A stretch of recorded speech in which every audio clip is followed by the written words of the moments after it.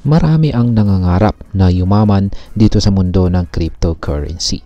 At isa sa mga tanyag na digital assets na tinitingnan ng maraming investors ay si XRP. Pero gaano nga ba karaming XRP ang kailangan nating bilhin para maging isang milyonaryo? Sa video na ito ay pag-uusapan po natin ang mga insights na ibinahagi ng crypto expert na si Ginoong Austin Hilton kung paano po natin maaring maabot ang XRP millionaire status at kung ano po ang realistic na price projections para sa hinaharap. At ayan, bago po tayo magpatuloy ay pakibasa na lamang po ang disclaimer dito sa ibaba ng ating screen. At ayan, sa kasalukuyan ay nakakaranas po ng paggalaw ang crypto market, kabilang na si XRP, kung saan ay bumaba po ito ng 17%. Ayon po kay Ginoong Hilton, ang pagbaba po ng presyo ay hindi dapat ikabahala dahil ito ay isang short-term na epekto ng malawakang economic uncertainties tulad po ng inflation at kawalan ng tiwala sa market. Ngunit sa kabila ng pagbaba, naniniwala po si Ginoong Hilton na may napakaliwanag na hinaharap sa XRP. Inaasahan po niyang ang presyo nito ay maaring lumago ng 10 times, 30 times o kahit 40 times sa mga susunod na taon habang patuloy po ang mass adoption ng cryptocurrencies. Ngayon ay paano po malalaman ang ating posibleng kita kay XRP? Gamit po isang crypto profit calculator, madali po nating makakalculate ang posibleng kita natin sa pamamagitan po ng pag-input ng buy price, investment amount at saka target sell price. Ayan, halimbawa kung bumili po tayo ng XRP sa halagang 0.25 at ibinenta natin ito sa kasalukuyang presyo na $2.31, maaari po tayong kumita ng $82,400 mula sa $10,000 na investment. Ang portfolio na ito ay may 40,000 na XRP tokens. Ngayon, kung sa XRP ay umabot po sa $5 bawat isa, ang portfolio na ito ay maaaring magkaroon po ng total exit value na $200,000 na nangangahulugang ang kita natin ay $190,000. Ngayon ay gaano nga ba karaming XRP ang kailangan para tayo ay maging milyonaryo? Ayan, ayon po kay Ginoong Hilton, kung tumaas po sa XRP sa presyong $20, ang dating $10,000 na investment ay maaari pong lumago sa $790,000. At kung umabot si XRP sa $30, maaring lumagpas sa $1 million ang ating portfolio. Ibig sabihin ang ating $10,000 or 10K na investment noon ay magiging $1.2 million. Pero dahil sa kasalukuyang presyo ng XRP, hindi na makakabili ng $40,000 XRP tokens ang $10,000.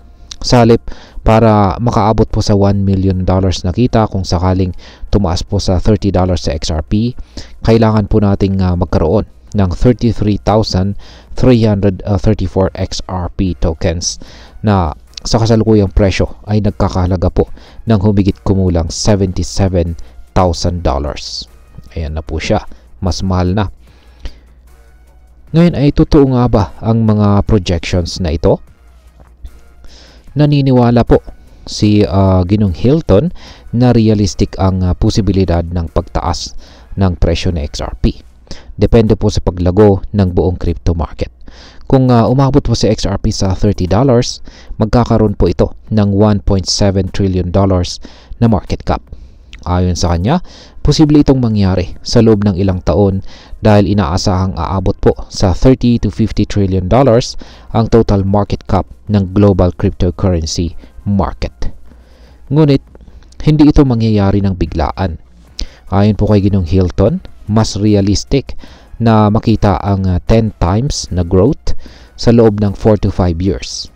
Para po sa mga investors na may mahabang pasensya at saka matalinong diskarte, posible po ang pagiging isang XRP millionaire. At ayan, bilang panghuli ay ano naman ang aking masasabi tungkol dito. Para sa atin, ang impormasyong ito ay nagbibigay po ng mahalagang gabay kung paano po natin tingnan ang ating XRP investment.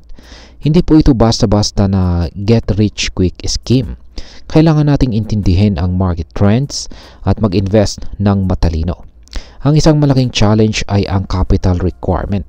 Sa kasalukuyan, ang presyo po ni XRP, hindi po lahat ay may kakayahang bumili ng 33,334 XRP tokens na may halagang $77,000 or halos 4.3 million pesos po yan.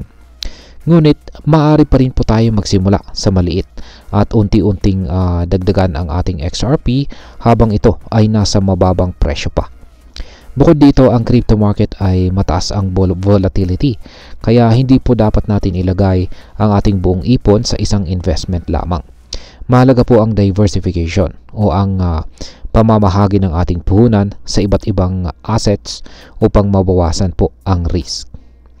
At ayan, sa kabuuan, ang pagiging isang XRP millionaire ay hindi imposible, pero hindi rin ito madali. Kailangan po ng tamang diskarte, pasensya at saka risk management.